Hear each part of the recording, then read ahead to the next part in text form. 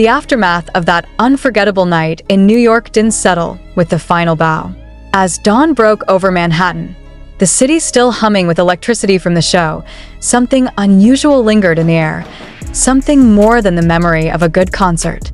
It was the feeling of having witnessed something intimate, rare, and unrehearsed in an industry known for precision and perfection. The world wasn't just talking about what Jungkook sang or wore. It was asking why he walked off that stage and into the arms of strangers. Was it an act of rebellion? A cry for something deeper? Or the purest form of gratitude an artist could give? Outside Madison Square Garden, fans who had been there stayed well past midnight, many crying, embracing, others simply standing in silence. No one wanted to leave, as if walking away meant waking up from something dreamlike. The concert footage continued spreading, not just on TikTok and Instagram, but across global news. This wasn't just music fandom, it had transcended into something almost spiritual. Commentators on both Korean and American news channels replayed the clip endlessly, their voices laced with disbelief. What compels an artist of Jungkook's stature, someone groomed under the spotlight since his teens, to dissolve the invisible boundaries separating him from the audience? Jungkook, who has often spoken about the pressure of being perfect, of always meeting expectations, may have found a fleeting sense of freedom in doing something no manager or playbook would ever approve of. No bodyguards flanking him, no stage direction guiding his steps.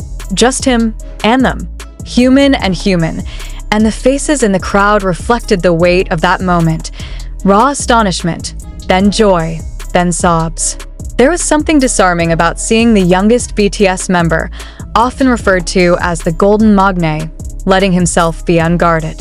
Not as an idol, not as a celebrity, just as Jungkook, a young man standing among people who've loved him from a distance for a decade. What makes a global superstar crave that level of closeness? Is it burnout? Longing? Or perhaps something more spiritual? Rumors swirled that the act had deeper meaning, that it may have been inspired by the recent passing of a longtime fan, that the show's setlist was deliberately changed just hours before, that the walk through the audience was a tribute, not just to the fans present, but to the millions who never got to see him live.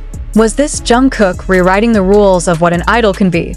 Even in South Korea, the media struggled to define the night. Some hailed it as a generational moment, comparing it to legendary acts who tore down the wall between artist and audience, like U2 or Prince. Others expressed concern. How far can artists go in pursuit of realness before it compromises their safety? Or perhaps their mystery, but maybe mystery isn't what fans want anymore. In a world ruled by parasocial relationships, authenticity has become the new currency. And Jungkook, whether intentionally or not, offered something more valuable than a setlist or an encore. He offered himself unfiltered. No lens, no script, just presence. And in a digital world so saturated with performance, presence might be the last form of rebellion. In interviews weeks prior, Jungkook hinted at changes in his mindset. He spoke of solitude, of reassessing what fulfillment means outside of accolades. He even mentioned the word pause multiple times, something rare in the vocabulary of a K-pop idol, where momentum is everything. Was this night in New York his pause? His breath? His unspoken manifesto? What's certain is that something changed that night, not just for him, but for the fans, the industry, and possibly the entire concept of celebrity. People who witnessed it live say they'll never see concerts the same way. They won't go back to lights and lasers and pyrotechnics without wondering if anyone on that stage sees them, really sees them. Because for one moment, they felt seen, not as a mass, but as individuals. As the week continued, fan letters flooded online forums. Not fangirl confessions, but reflections, grief, healing memories. One fan wrote, "I watched him walk by me, and I didn't reach out. I just cried. Because in that moment, I knew I didn't need to touch him to be changed by him." That post alone received over 1.4 million likes. Another wrote, "I was always told stars were distant, but that night, the brightest one in the room stood beside me." Music critics have long debated what gives a performance longevity. Technical mastery, emotional vulnerability, cultural timing. Perhaps it's all of them. Or maybe, just maybe, it's the courage to break the pattern, to remind the world that behind every idol is a person with tired eyes and a beating heart, searching for connection just like the rest of us. The marketing team behind the tour has remained silent, refusing to confirm whether the moment was planned. But does it matter? If something real happens and we all feel it together, does the planning behind it take anything away? Or does that mystery only add to its power? In the days following the show, searches for Jungkook New York moment surged past 3 million in a single afternoon. Streaming platforms saw a 200% spike in his solo discography. And on YouTube, replays of that walk now outpace views of the entire concert. It wasn't a song that trended. It wasn't a speech. It was a walk, a gesture, a decision. And maybe that's the most haunting part, that in a world engineered for spectacle, the moment that broke through was the simplest one. A man stepping down. A man stepping into a crowd. And in doing so, stepping closer to himself. The question remains. Was this Jungkook's way of saying goodbye to perfection? Was this the beginning of a new chapter for live performance? For fandom? For him, we may never know, but New York will. And the world is still watching. In the days that followed, a quiet storm rippled across fan forums, news networks, and even academic circles. The moment was dissected frame by frame. Jungkook's expression, his path through the crowd, the subtle reactions of fans as he passed. Every detail became sacred, not because it was part of a performance, but because it transcended performance entirely. This was no longer just K-pop. It wasn't even pop culture anymore. It was something closer to mythology in real time, a living legend rewritten in the pulse of a single act. The crowd at Madison Square Garden wasn't simply watching a concert. They had become part of a collective memory that would echo beyond the night. Jungkook's presence among them wasn't merely symbolic, it was transformative. There's an old saying in the world of live music: the stage is sacred. But that night, Jungkook redefined where the sacred space truly is, not up there under the spotlight, but down here, where the tears, the screams, and the hope live. It's easy to forget how young he still is. 27 years old, with the weight of a decade spent being everyone's favorite. A million expectations have rested on his shoulders, each performance another opportunity to be perfect, to satisfy, to sparkle. But the decision to step down from the stage, literally and metaphorically, was not the act of someone seeking attention. It was the act of someone returning to themselves. And isn't that what true artistry is? There were moments captured that night which still defy explanation. A woman who had waited in line for 16 hours collapsed into tears when Jungkook approached. She didn't ask for a photo. She didn't scream. She just said, "Thank you for surviving." That clip, now viewed over 27 million times on TikTok, has become a symbol, not of fandom, but of resilience. What was Jungkook surviving exactly? The fame? The pressure? The loss of anonymity? Perhaps all of it. Or maybe, like every other human, he was simply surviving life and letting others see it. A day later, New York's skyline looked the same. Yellow cabs, blinking lights, indifferent people moving forward as always. But for those who had been there, the city had changed. Madison Square Garden had become a temple of memory. Tourists began taking photos outside, not because of the concert signs, but because of what it meant. It was where something real happened, something unchoreographed, something few places witness anymore in a world polished to the point of sterility. But not everyone celebrated. Online arguments erupted. Was this too risky? Did the security team fail? Should an artist of his magnitude be allowed to do something so unpredictable? Industry insiders admitted they were shocked.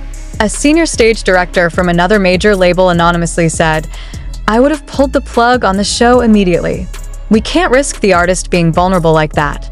But fans saw it differently. Vulnerability wasn't a liability that night. It was the miracle. It didn't stop in New York. The ripple turned tidal. By the time Jungkook's next concert was announced in London, ticket demand quadrupled. Not because of the set list, not because of the album, but But because of the question that now followed him like a shadow, what will he do next? That's the paradox of truth in performance. Once an artist dares to be real, the audience no longer just watches, they anticipate being part of the moment. And in a cultural landscape obsessed with content, Jungkook offered something no algorithm can generate: presence. Not the virtual kind, not the digital trail of likes and shares, but the tangible, electric, terrifying experience of now. Academics began writing about the moment. Essays titled "The Jungkook Phenomenon: Breaking the Idol-Audience Divide" appeared on university websites. Media scholars described it as a postmodern disruption in fan-celebrity dynamics.